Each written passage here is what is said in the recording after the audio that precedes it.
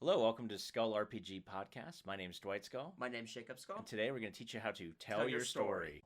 Anyway, the next one. So the next one is the Bard.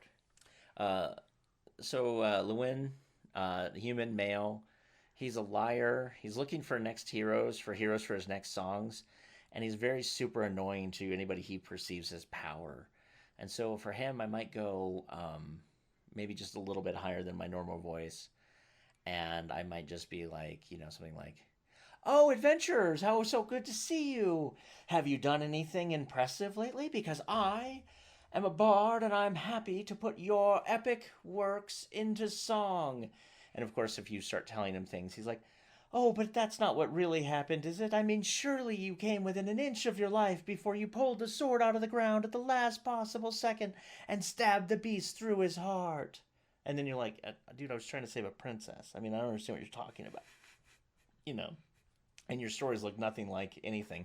But then when he's around, he's always constantly, "Another tale, please, another tale. I need another tale from you guys. Like, can I sit here? I will sit and just listen to you talk and ruminate. This might be the greatest song ever. We'll call it The Monster Who Eats Brains. And the heroes that smote him. And smote him they did with their smoting tools." And you can just literally make this guy absolutely ridiculous if you really wanted to. Having one character that they're fine with dying is not a bad way to go. No. Every good work has their Jar Jar. Yeah. Or of course he could live. He's the last one before the wizard, so Yeah. you have to deal with him the longest. He's the final girl to use the. Anyway. So the next one is the Innkeep. Ruda, the dwarven female, who's absolutely friendly, very gossipy, but speaks her mind. And so with her, I might go a little.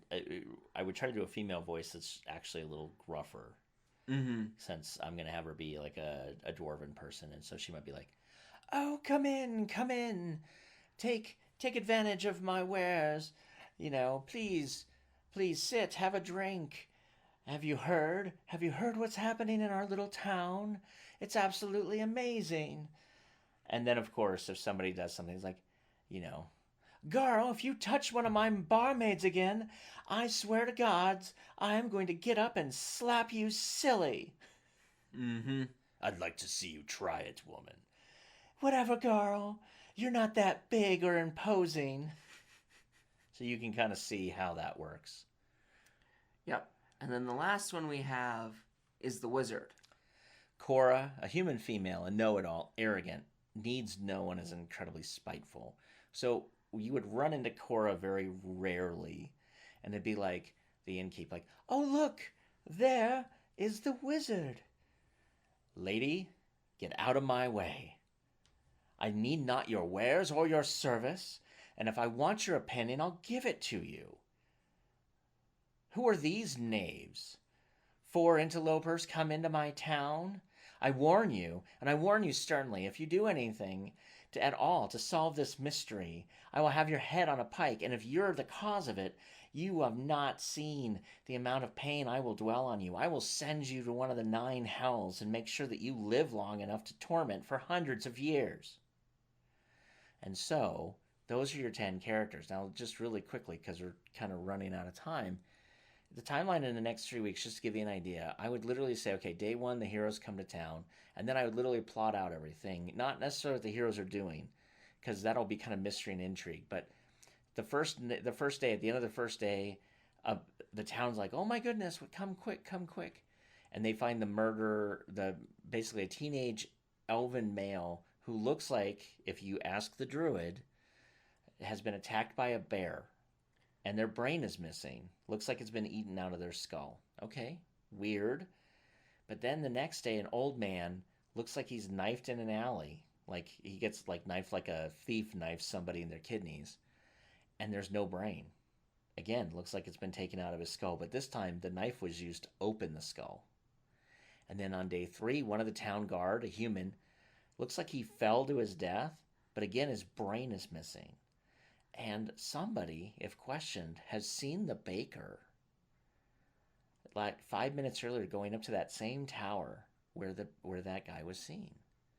And you have to ask at that point, like, wait, what's going on here? And so you can do a little bit of intrigue and stuff where the town starts to turn against the baker. And remember, the baker is very helpful to your group, and that's what you want to do. Is cement him in as a helpful person. Mm-hmm. And he's the jovial one. He's like, "Oh no, help me! I haven't killed anybody. I was just going up there to offer him some bread. And when I got up there, there was no one there." And then the next day, the druid's apprentice, an elven male, his head is crushed by basically his chest is crushed by a mace, which means that the cleric might have done it because that's the only person with a mace that size. And again, no brain. And then the baker, who was seen going up to the tower 2 days later on day 5, is somehow the recipient of a tiger attack. But here's the fun part: this is the mountains, and there's no tigers up here. Mm-hmm. And again, no brain. And so if you want to see this, we have it for free. It's going to be on skullrpg.com/resources. There you can get the Pishasha 5e stats, which is the monster we're using, which can do all the things above, as well as just kind of the idea of the NPC cast and crew, and then the first 5 days of the timeline. Hope to see you there. And while you're at skullrpg.com, all the names that I was able to pull for this, I pulled very quickly from a resource I've created that actually both of us created, and it's called the Legendary Names and Places. And you can pick that up for $3 if you want right now. So just go to skullrpg.com/courses, and in there you'll see at the very bottom the legendary names and places. There are over 3,000 NPC names, many over 500 categorized by human, dwarf, elf, orc, male and female, as well as monster names, legendary creature names, a tavern name generator, and a place name generator as well. And the place name has a tidbit in the course actually covered as well, where I talk about how you can elongate and shrink names to show the passage of time if you're doing a campaign that might last over thousands of years. So go ahead and check it out. Hey, thanks for listening. And for more resources, please go to skullrpg.com.